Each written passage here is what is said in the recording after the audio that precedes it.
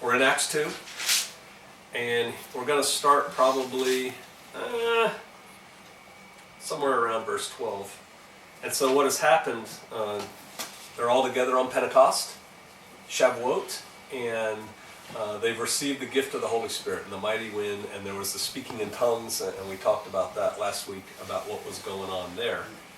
And I skipped ahead last week because your brother and parents, I said, you're not going to be here for one of my favorite punchlines for this part of Acts. That's right. Because as these people are speaking in tongues, and they're speaking in not just in tongues, it's intelligible tongues, so they're speaking in these different languages from these people from all over the region, and it's not just that they're speaking in the language, they're speaking with the same dialect, so they have they speak with a New York accent to a New Yorker and a South Georgia accent to somebody from Athens or something. But somebody says, hey, these guys are drunk, right? Look at these guys, they're just up there gibber-gabbering and they're drunk. And so we'll pick up, because that's in 12, they were all amazed and they were in doubt, saying to one another, what means this? What's going on here? And others mocking said, ha, these men are full of new wine. So they're drunk. And wow, I was going to go here last week and I got cut off on a tangent, so I'm just going to finish it up. The first time I did a serious fast and prayer as a Christian pastor, and I was relating it to my church afterwards. And so I'm up there and I'm talking about how I hadn't eaten for, it was about 3 days.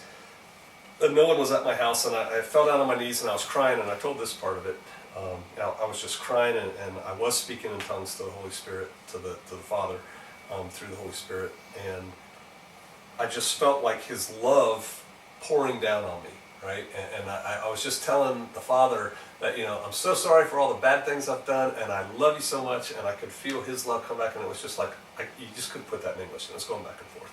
And it was awesome. It was an awesome experience. And so I was relating this at church to the congregation, and one of my elders says, like right there, in church, ha, it's because you had low blood sugar from not eating. What? Yeah, right? So that reminds me of these guys, except others mocking said these men are full of new wine. It's like, what's going on here? These guys speaking in all these tongues. They're drunk. They're full of the new wine. It's a holiday period. And then so we come to today, verse 14.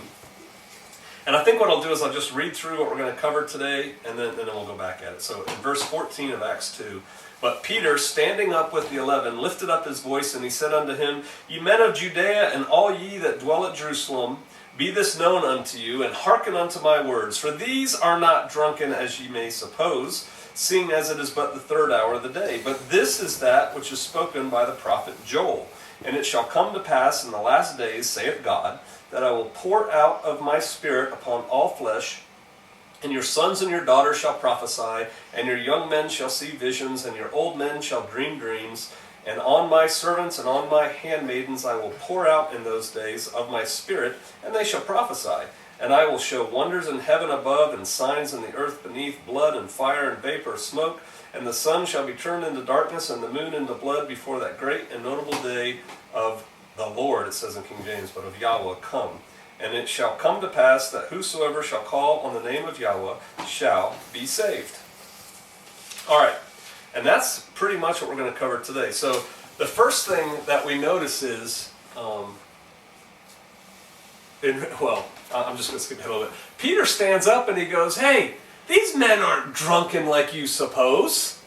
It's only 9 o'clock in the morning. Now this brings me, because you were talking about the Nazarenes not dancing or something, and then you said it's like the Baptists, right? And they drank. Okay, that's number one. I think it's funny. He's saying they're not drunk. It's only 9 in the morning. He's not saying they're not drunk because these are men of God and they don't drink. Right? They drink, and guess what? They even get drunk sometimes, right? Because he says they're not drunk. It's only 9 in the morning. You gotta wait till 8 o'clock at night for that to happen, before they really get going. I just think that's funny. But the Baptists say that, Jesus turned water into Welch's grapefruit juice, right? Really. They honestly believe that, or I don't know if they believe it or not, but they say it. And and the land flowing with milk and honey. But we also read about how the wine, the wine comes out. It was just grape juice. It was yayin. You get drunk on it. I mean, that's another whole sermon for another time. You can get inebriated on it. And so these men did drink. And there are Baptists in Europe that don't have this hang-up about wine. Like, they drink wine. They drink real wine. They probably drink beer if they're in Germany. And the reason that American Baptists, and then several other Protestant denominations don't drink. Do you guys know? Do you know why they don't drink? I mean, where did they come with this interpretation? Because they didn't always have this interpretation. From Proverbs? No, it comes out of, I thought you were going to say it though, it comes out of Prohibition. Oh, Prohibition. When Prohibition came to the U.S., before that, Baptists in America drank. But now it's Prohibition, it's that whole Romans thing, which they misunderstand about, the authorities over you, you got to follow them. And they're like, well, we don't drink. And then they changed their doctrine, and then they reinterpreted the word to go with what they wanted to believe. And they said, no, Jesus didn't turn water into wine, he turned it into grape juice. That's why everybody was so happy. Wow, you saved the best grape juice for later. Most people serve the best grape juice first. I mean, right? I mean, it doesn't even make sense. And so that's where that all came out of, was Prohibition. And we need to be careful that we don't use the word, and I'm just making this up as I go along, so I reserve the right to change it. But it's like, we got to be careful that we don't use the word to support what we want to say, to build up our beliefs, if you will, as opposed to rightly dividing the Word of God and figuring out what He means and then defending that. I could have I don't know, I'm not going to make something up on that, but that you can make the Bible say almost anything you want it to say if you cherry pick verses. Yeah. But what we have to do is have the mindset, Father, show me your truth in this word, and then change me. Not, I'm going to change the word to fit what I want. And none of us, I'm a pastor, and I am certainly not infallible, and I am not beyond. I want to learn. And if I ever have something wrong, I pray the Lord shows me the truth. And He did. I was a Christian pastor for, 6 years? And then He showed me Torah. So, I was wrong. I've repented of that. So, that's that. They're not drunk, as you suppose, because it's only 9 in the morning. All right, go back up to verse 14. But Peter, standing up with the 11, lifted up his voice, and he said unto them, check this out. The first thing he does is he stands up, right? Now, I don't have to stand up because you guys can see me. But the reason he stands up is so that he can be seen. There's a crowd of people there. Bless you. We talked about that last week, that they're all there for Shavuot, Feast of Weeks, Pentecost, as the Greeks call it. And so there's all these people there, and they're all gathering, and they're all together. And so a big group of them is here, and they're in a place. It says there's 120 disciples, plus there's more people there. And so he has to stand up in order to be seen. And then it says that he lifted up his voice. So here's my normal, this is almost conversational tone here. But he stands up and goes, hey, men of Israel, and I won't yell louder because I don't want to wake up your son. But he projects his voice, right? He lifts up his voice. And why is he doing that? I mean, it's obvious, right? To be heard, right? So he stands up to be seen, he projects his voice to be heard, and then he says, right? And if you actually look at that word said, it's spake out. He spoke out. So he was speaking with probably what the Holy Spirit had laid on him to stand up and speak. But why is he speaking out? Because he wants to explain. Right? So he's standing up to be seen, he's speaking loudly, he's lifting up his voice to be heard, and he's speaking out so that he's understood. He's trying to communicate an idea. And it strikes me that those are things we should all be doing. We should all be, metaphorically, and maybe practically in some cases, be standing up, be speaking out, and be lifting up our voice so that people can hear the good news. And we just spent the last 2 hours while we were eating talking about the good news. And the good news is not just Jesus Christ, right? That the gospel, the good news is the whole story. And we should not be afraid, and I'm not saying that any of y'all are, but we should not be afraid to be that guy or that gal who stands up and tells people that kind of stuff.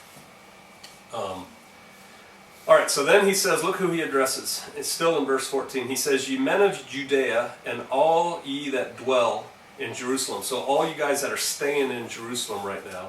So who's he talking to? You guys know? All the people? Yeah. Right? Who are they?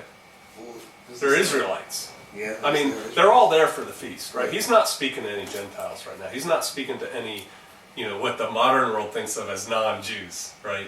But they're all believers. They're all people who were going to, just like you were saying today, the things they just understood. Of course we go to synagogue on Shabbat. Of course we keep the commandments. Of course we follow the prophets. Of course. They didn't need that explaining. And that's who he's talking to, because that's why these people are there. They all came in for the feast, because it's one of the 3 feasts that they have to be at. All right, and then we get to the part about how, hey, they're not drunk like you think they are. It's only 9 o'clock, and we talked about that a little bit with the Baptists. But I think one more point to make there is, not only should we not try to make this word support our personal argument, we should bend ourselves to the word instead of making the word try and bend the word to fit what we're comfortable with. I mean, there's some things in here that are uncomfortable, right? Yeah. Well, we need to get over that and just go with it, because that's what the Most High said. But the other thing we have to really be careful about, and this is in the case, and it's not just in this case, but in the case of not drinking. Now, I'm not saying we're supposed to go out there and get drunk, because we're not, right? But we can't allow the traditions of men to start we can't interpret this Bible through the traditions of men. And we can't let those traditions of men affect us. And that's kind of what we were talking about earlier, what I was saying earlier, that you told me, that Pastor Dow said, about how everybody in this room came out of a Christian tradition. And even people who didn't come out of a Christian tradition, who were living in America, came out of a Christian tradition, because that's America. America's a Christian nation. It is a Christian nation. That's not necessarily a great thing. But, until 300 AD forward, that's a weird religion. It doesn't have a whole lot of basis in truth. And there's a lot of basis in wrong where they've twisted these traditions of men. And a lot of times we default to that just by nature. And it was like I was saying, well, that little old lady is a good Christian woman. Well, Yeshua even said, who are you calling good? I mean, what does good even mean? Well, we've got this mental construct of what good means. Well, compared to the Lord, nobody's righteous, right? And so we got to be careful about that, and letting these traditions of men come into our words, our thoughts, our actions. And I think we have to not only be aware that they're there, we have to kind of seek them out, talk to each other about them, and then get rid of them as we find them, which is hard, because they make up who we are culturally. Not just as a person, but like our whole culture. America is, for the most part, for anybody who's lived here for a chunk of time, is culturally a Christian nation. And so we pick up these things. It's just something I thought we might want to think about. All right, but he says, hey, this is that which is spoken by the prophet Joel. And we read that. Let's just turn to Joel.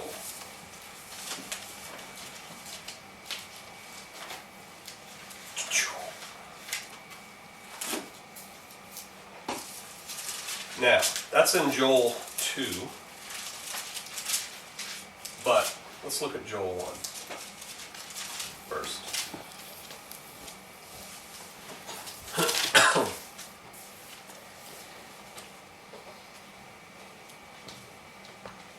Chapter 1, all right, so Joel's a prophet, and Joel goes to Judah, and he prophesies, and he says, hey, bad things are coming, right? And the northern army is coming.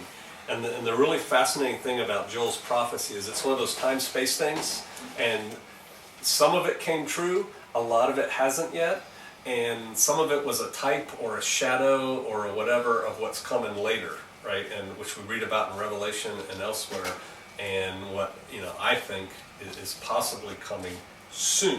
And we're going to kind of look at some things like that. But basically, chapter 1 is this northern army is coming, and things are bad. And when it talks about the worm, and so I was thinking we may actually do a study on Joel, but there's a whole bit here about the cankerworm, and that's one critter. It's like a moth that starts and grows from a caterpillar to a pupa to a larva to whatever. It's all one. It's kind of a neat story, but we're already going to go long today. All right, so then we get to chapter 2, and in chapter 2, let's just look at some of this. Blow ye the trumpet in Zion, that's verse 1, and sound an alarm in my holy mountain, that all the inhabitants of the land tremble, for the day of the Lord cometh. That's what it says in King James. For the day of Yahweh comes, for it is nigh at hand. Now, that day of Yahweh is future. That's the great coming of, the day of the Lord. That's when Jesus is coming back, right? That's Judgment Day, when all that stuff starts coming to a head. That did not happen yet, what he's talking about here, that the day of Yahweh is nigh.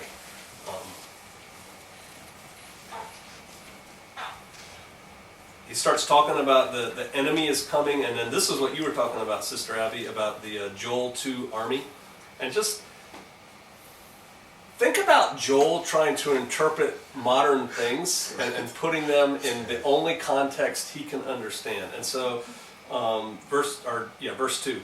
A day of darkness and of gloominess, a day of clouds and of thick darkness, as the morning spread upon the mountains, a great people and strong. There has not ever been the like, neither shall there be any more after it, even unto the years of many generations. And so, when Judah was captured by Babylon, that was a traumatic experience. Has there ever been an army or a battle bigger than that ever after? Of course. Yeah. I mean, just look at World War I and World War II, right? And so, this battle is yet to come. That battle was bad, and that was a tight, but there's a bigger battle yet to come. A fire devours before them, and behind them a flame burns.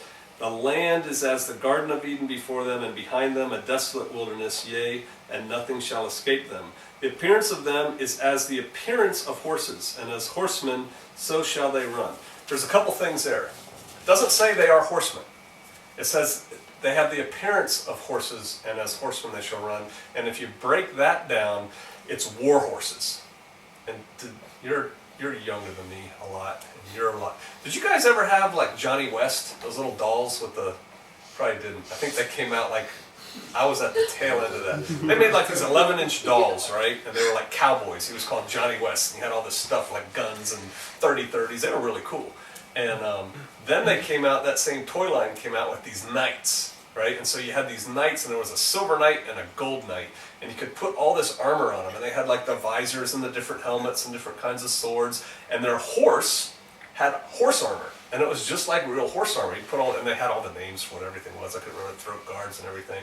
But these war horses were armored, right? And they had, now, back in this day, they were armored mostly with leather and stuff like that. But then as they go through medieval times, they've got like metal on them and stuff. To me, how do you describe tanks? Right. I mean, I'm thinking he's describing tanks when you've never seen a tank before. This thing's coming, and let's just keep reading about it, because I'm going somewhere else with this. Fire devours before them, so fire is coming out of these things. When tanks fire, this big fire and puff of smoke comes out, like poof, and then, fire comes out. And like the noise of chariots on the tops of the mountains, shall they leap like the noise of flame and fire that devours the stubble, as a strong people set in battle array. Now, somebody have a different version for verse 5? As the noise of chariots, they leap over mountaintops. As the noise... Leap is the word I'm looking for. Okay. So you have leap. Check out what leap means. It means rattle along. It doesn't mean leap. It doesn't mean jump. It means rattle along. Oh. I've heard tanks before. I've stood right next to tanks. Mm-hmm. Tanks go clank, clank, clank, clank, clank, and there's all kinds of metal banging around. They rattle along. I swear, I think he's talking about tanks here. He sees tanks, and it's a strong people set in battle array. So they're in formations, and before their face the people shall be much pained. All right, verse 6. Mine in King James says, "And all faces shall gather blackness." Does anybody have something different for that last word? Before the people are in English, all faces become flushed. Flushed. My interpretation here is it's not blackness, it's pale. So, you know why? Because they're afraid. Because here comes this unstoppable force, and they talk about in armor, in the American Army, armor is the combat arm of decision. That's what they say. And they talk about the shock value of tanks. And ever since World War I, when they first started using tanks, tanks scare people. it's just a psychological thing. The ground trembles when they're coming. It's loud. You can't shoot at them with your gun. It doesn't do any good. You shoot at them with your rifle or a machine gun and bullets bounce off them, and yet they can shoot back at you. And people run from tanks. People get afraid. It's like the shock value of armor suddenly appearing and driving fast, loud, and mean. And so that's what's happening here. These people are in the face of this, as mounted horsemen. I think they're tanks that are coming. They're shocked. They turn pale, and they're afraid. And before their face, the people, all right. They shall run like mighty men. They shall climb the wall like men of war, and they shall march everyone on his ways. They shall not break their ranks. Neither shall one thrust another. They shall walk everyone in his path. When they fall upon the sword, they shall not be wounded. There's a couple things here that's kind of interesting. This looks like, they shall not break their ranks. What that means is these guys are coming and they're not diverting. They're all set in their battle array, so they got a column of guys here, a column of guys here, a column of tanks here, and they're just coming. And whatever happens, they just keep coming. And when it says they don't thrust with the sword, where is that part? They shall not break ranks, neither shall everyone thrust another. What that means is they're not getting out of the way. He's not going to bump into me, I'm not going to bump into him before the enemy coming. They're just coming, right? There's nothing you can do to stop them. They are an unstoppable force. And when it says they fall upon the sword in verse 8, does anybody have a different word for sword? Fall on the weapons? Weapons. And the actual word means missiles. Get out of here. Yeah, it means missiles. Like in this case when it was written, like, spears and slingshots or, the rocks and going and stuff, but it means missiles. I mean, to me, this is just a picture of the Northern Army coming, and when it talks about how they won't stop, I just read in Drudge, there's a contract out there right now from Department of Defense. They want a swarm of robots that will seek out and get non-compliant humans. What? They put out the contract for it, so they want people to fill it. So they want a swarm of, robotic dogs or, robots that will come chase they call it non-compliant humans, right? That's what's written in the write-up for it. I can't remember what they call that. Contract. It's not a contract proposal. It's basically they send it out to industry and say, if you can fill this, let us know. But basically, they want swarms of robots to go after people. I find that fascinating. I saw that movie Terminator at an impressionable young man's age, and all those robots, what are they doing? They're coming after people, right? Well, if you have a swarm of robots, picture 50 robots coming across the hill at you. They're not going to swerve. They're not afraid of you. They don't have fear, and they're coming and they're coming and they're coming. I don't know. We may edit this part out of the thing. Google just purchased a company that makes robots that do that very thing. Skynet is Google. This guy that is Google. They decided our fate in a microsecond. Non-compliant humans, so do they track you through what you're researching? That's a great question. It's a smart question. Right now, the capability exists now. And see, that's the thing, when you start working on the capability you have now, you develop more capabilities, right? The capability exists now for sensors to sense your breath and your heartbeat. So that they have sensors now that can pick up the breath of a human in this house. There's a human in this house as opposed to this is an empty house. And the it's electromagnetic because your heartbeat is fired by electricity. It can pick that up if you're in here. And so there's a sensor that can do that. So you just take that, and I have no idea how big the sensor is. I mean, it could be the size of a freight train for all I know. But if you take that sensor and you put it on a robot, or you just put it on one robot that then communicates with 15 other robots that don't have that sensor, and it's like, human in here, and then they come after you. But it used to be, not so much anymore. The SAS from Britain and Delta Force and SEAL Team 6, all those counter-terrorist hostage rescue type people, they all wore black, right? It was head to toe black. And the SAS was, everybody did it because the SAS did it. Because the British SAS was the first real counter-terrorist force. And so everybody kind of modeled themselves off of them. They went and trained with them. And I worked with a guy that was in the DEA. And he told a long story, which I'm not going to tell you now, but basically he was talking about how they wore black balaclavas, and they had all these black jumpsuits and black gear and all this black stuff. And I said, so do you know why you wear black? He's like, oh yeah, it's cool.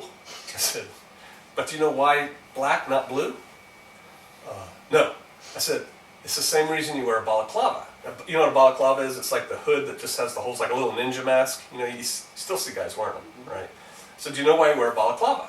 And he's like, oh yeah, that's because they went after like mafia guys and stuff and big time drug dealers and stuff. You know, they'd go take them down. And he's like, well, if they see you, then, you know, they can have retribution against your family, so it keeps us so they don't know who we are. I'm like, no, that's not why.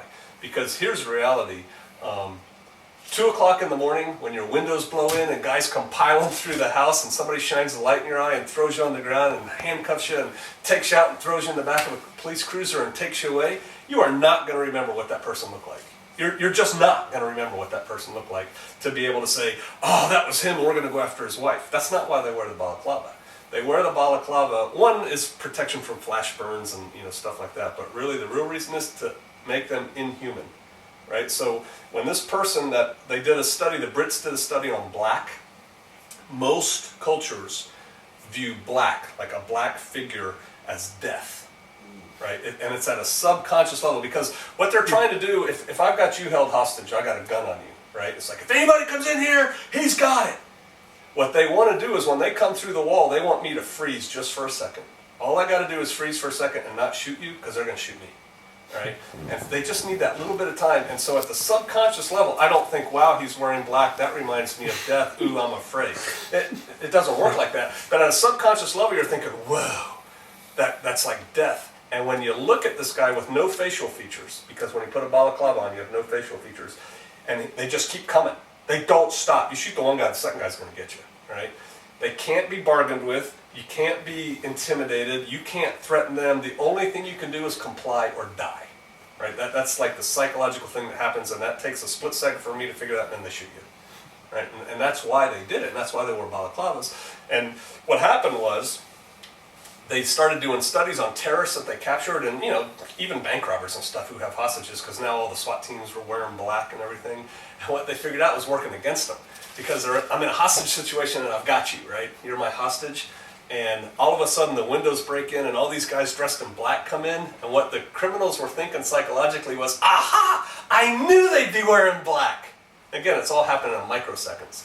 But it gives you confidence, because I knew what was going to happen. So now they wear green, and someday they'll come in pink or yellow. They'll be like, what's going on there, right? But anyway, back to Joel 2 Army, I think that could be robots, right? Because that's what they're doing with the all black, is they're making it look like robots, right? So you just can't bargain with it. There's even a line in the Terminator, you know, it will not stop. Yeah. You can't talk to him, you can't let her, he just won't stop. Well, that's what they're trying to portray when they're coming after you in these get-ups. Well, it's the same thing with the Joel 2 Army coming.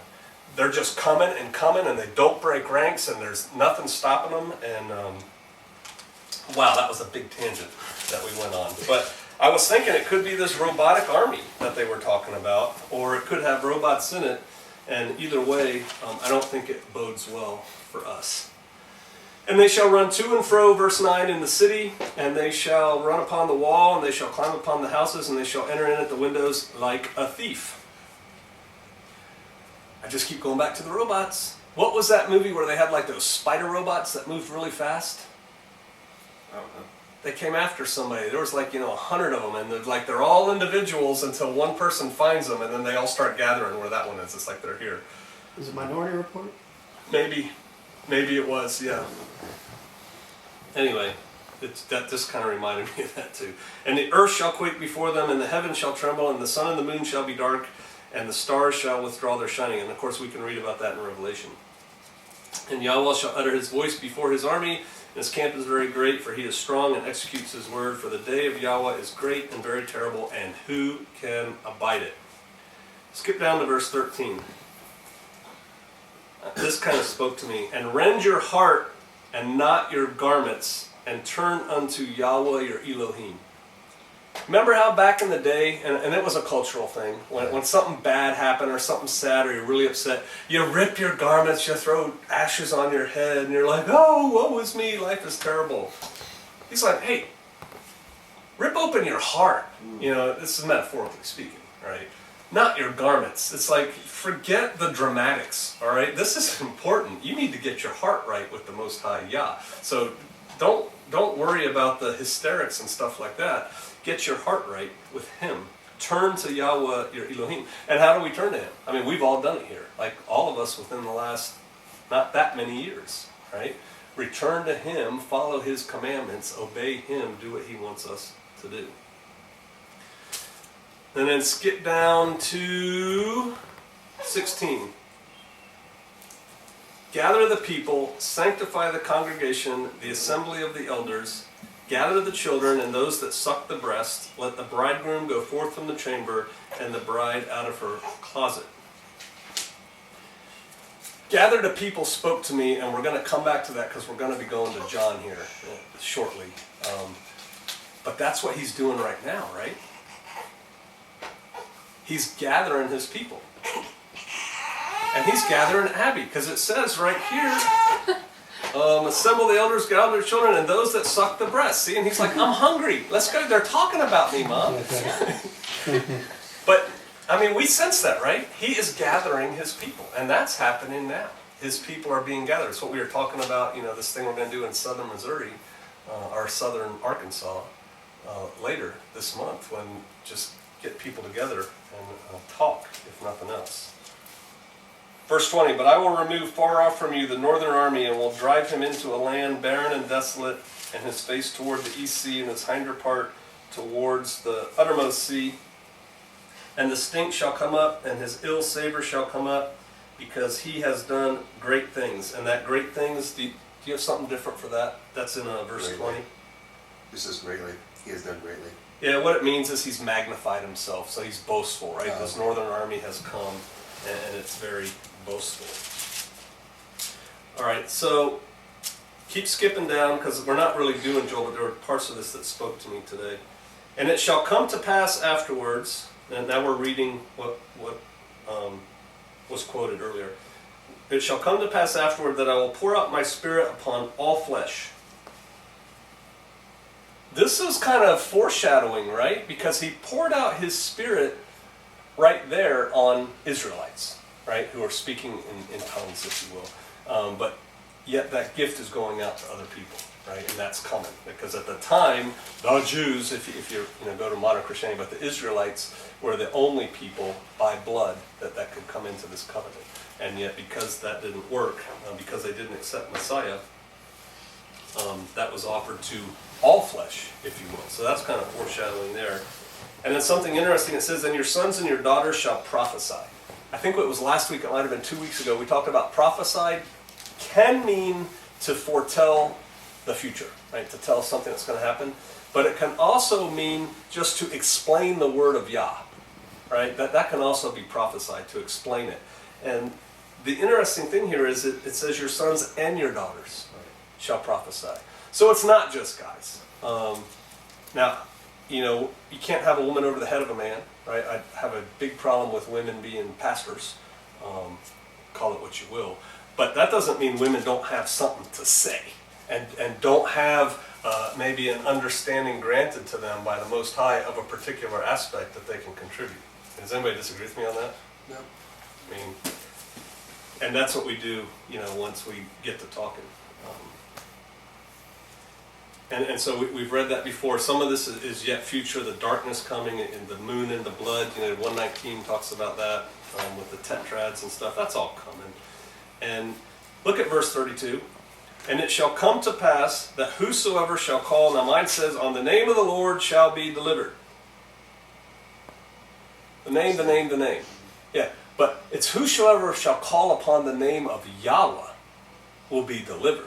Right? Because Yahweh or Yahweh or Yahuwah, that's his name. It's not the Lord.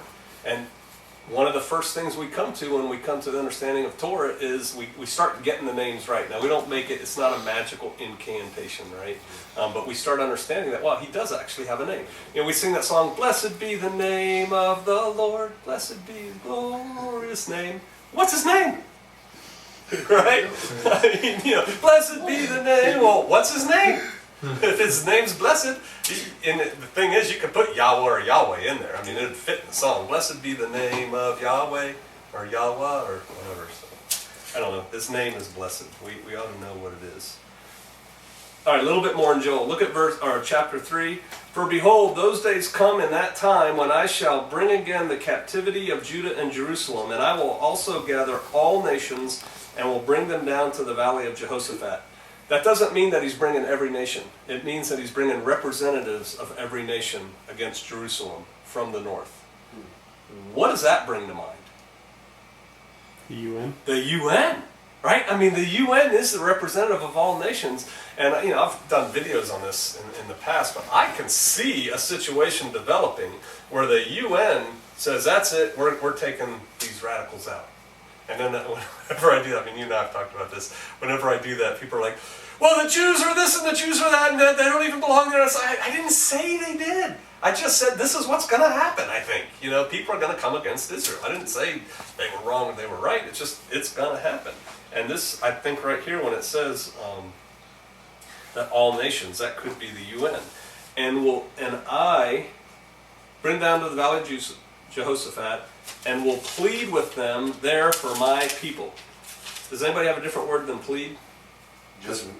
Yeah, that's it. He's going to judge them there, right? The Most High is going to judge these northern armies there. He's not going to plead with them. That's Old English, and it's like you plead your case before the bar and then you get judged or whatever. So he's going to judge his people. My people is Ami, right? My heritage Israel, whom they have scattered among the nations and parted my land. And they shall cast lots for my people, and have given a boy for a harlot and sold a girl for wine that they might be drunk. And I'm sorry, but this just hit me again. Every time you see the UN go somewhere, like the UN puts together a force to go to Kosovo, or the UN puts a force to go together there, they always set up prostitution rings that always involve children. I mean, it just happens all the time. You just read about it in the news. And right here I'm thinking, so my brain is already going, UN is coming, and then it says, look what they're doing with little boys and little girls. Right? I mean, these are evil people, all right? And so I could just see this. It's almost like it's unfolding before our eyes as we look at it.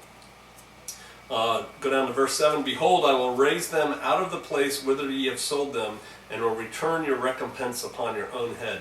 You're going to get judged for it. And the thing is, he's going to bring his people back to the land that he gave us, right, to his people. Proclaim ye this among the Gentiles. Prepare war. I like this. It's like verse 9 through 12.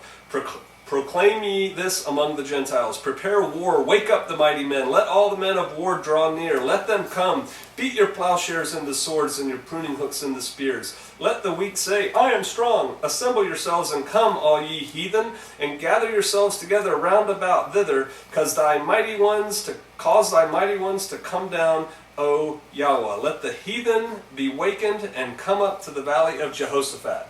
You know what that really says in 2 words of modern vernacular English? Bring it! Go ahead! Bring everything you got! Beat those, pruning hooks into swords. Bring it! Bring it all! Bring your scary robots and your scary tanks and your little dudes dressed in black or green or purple or whatever you're going to dress them in today. Bring it! For there will I sit to judge all the heathen round about. It's like, good, why don't you bring them all to me? Because I'm going to judge them all right here in the valley of Jehoshaphat. And then it goes on, which we may be doing Joel later. But I just thought that was interesting how he said that. All right, so it said all flesh. And I was looking up all flesh, and we'll just go there, and then you can kind of take a pause there. Go to John. Chapter 17. Matthew, Mark, Luke, and John.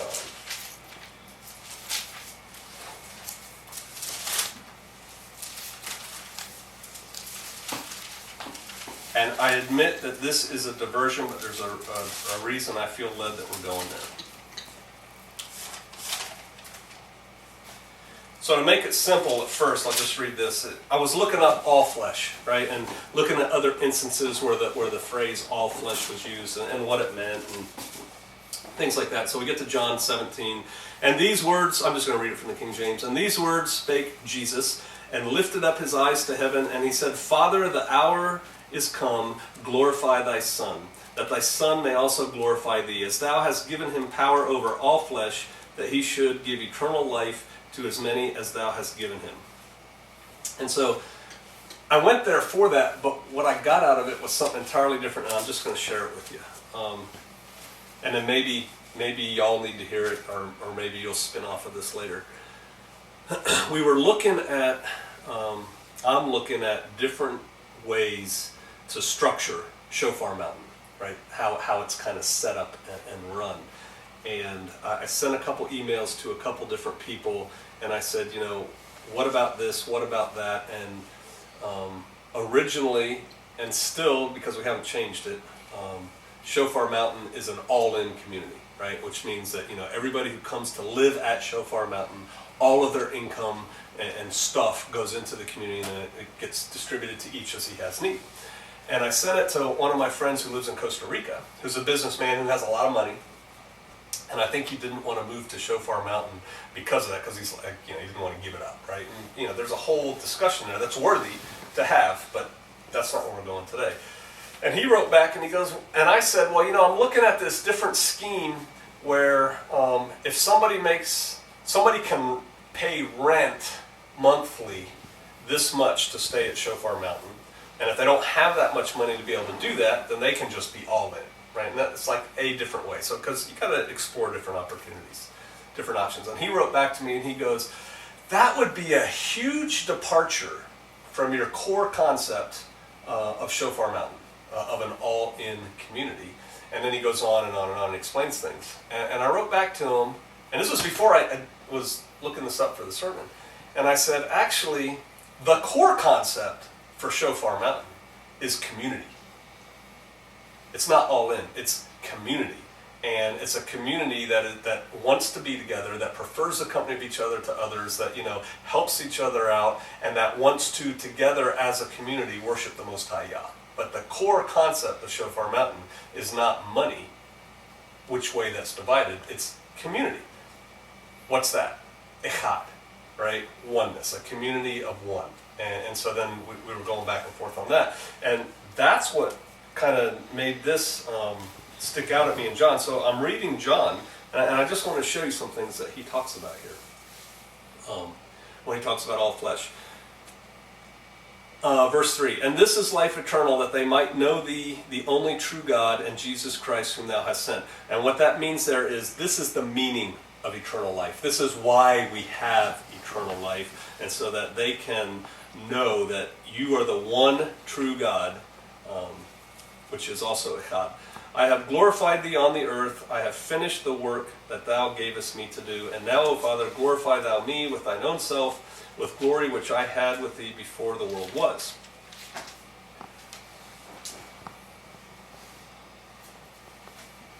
Hold on. Okay.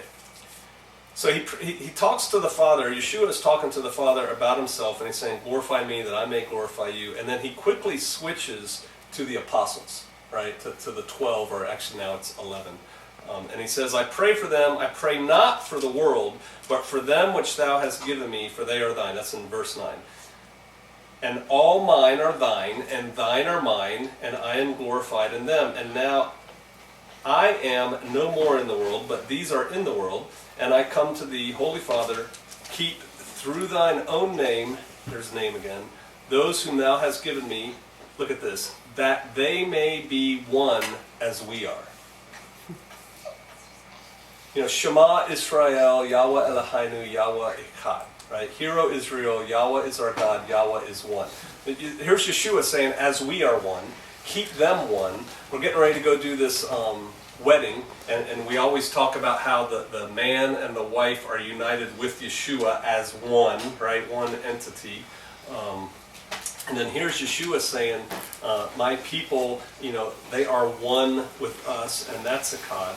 And while I was with them in the world, I kept them in thy name. Those that thou gave me I kept, and none of them was lost except for that son of perdition. And that's talking about Judah.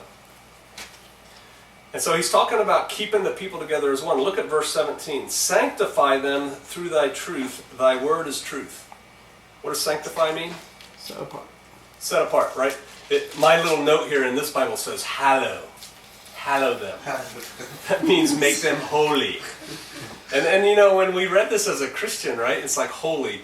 Oh, he's so holy, or it's such a holy building, or it's like, holy has this whole, it's like what you and I were talking about, this whole mindset we have of what holy means. We only have that right as Christians, right? Holy means sanctified, means set apart, pulled apart. And what is he doing with his people now? He's pulling us apart. You guys left, I don't know if you didn't leave or you just didn't enter, modern society, and you just went and, you're living on the side of a road in a tent, right? I mean, why are you doing that? The reason you're doing this is because the Most High pulled you out and said, you are going to be separate. He pulled us out at Shofar Mountain. He says, come out of her, my people, and come be separate. And so these are just like resonating themes with us right now as we approach the day of Yahweh, the day of the Lord as it's coming by, and he is sanctifying his people.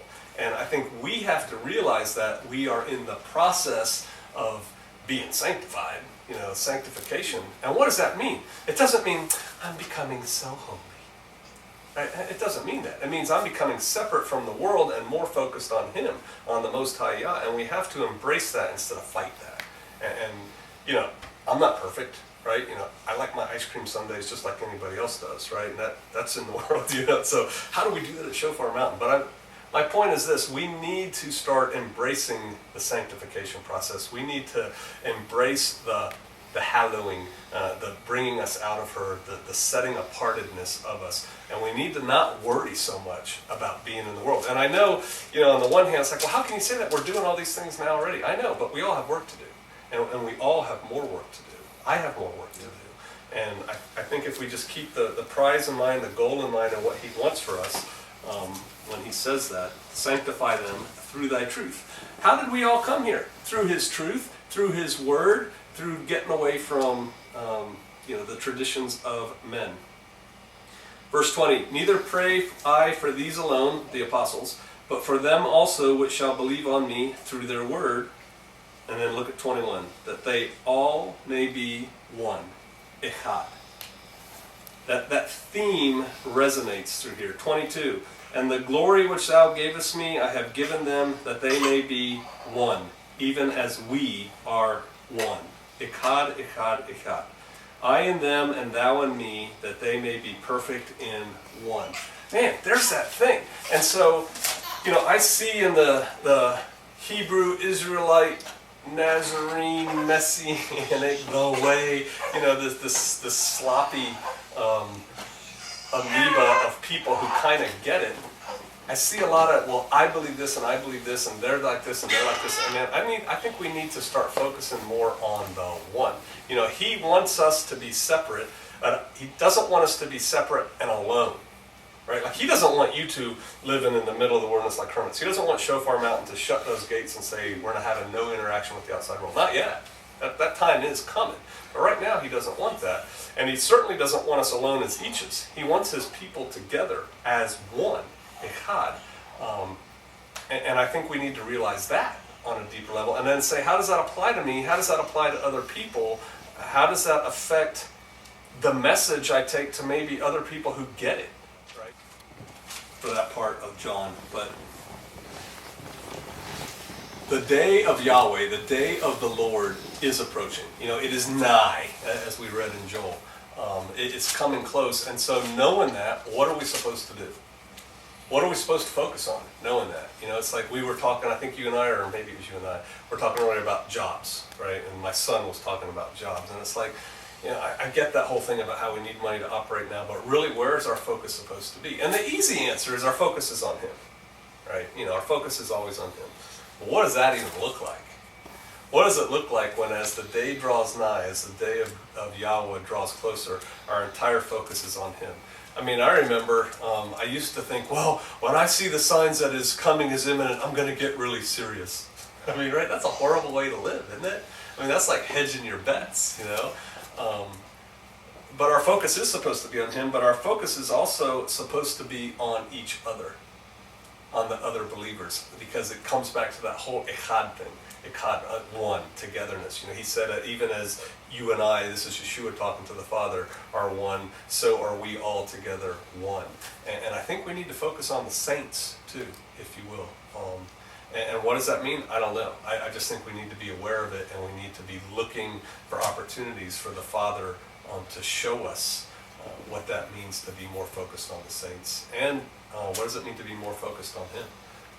I think a lot of times we do things like, and I'm not saying us, right? I'm just saying we as a people. Well, I'm going to get up at 6 o'clock and I'm going to read my Bible for 30 minutes, or I'm going to read one chapter and then I'm going to say a prayer and I'm going to brush my teeth and I'm going to go to work, and then before I go to bed I'm going to say a prayer, and it's like it just becomes rote, and it's not real. Focusing on Him. And so how do we focus on Him in our daily world? Because to be sure, these people had jobs, they had occupations, they had things they had to do, and yet they were focused on the Most High. And then how do we do that? We should look for those opportunities, focus on Him, and focus on the body to be one. Let's pray.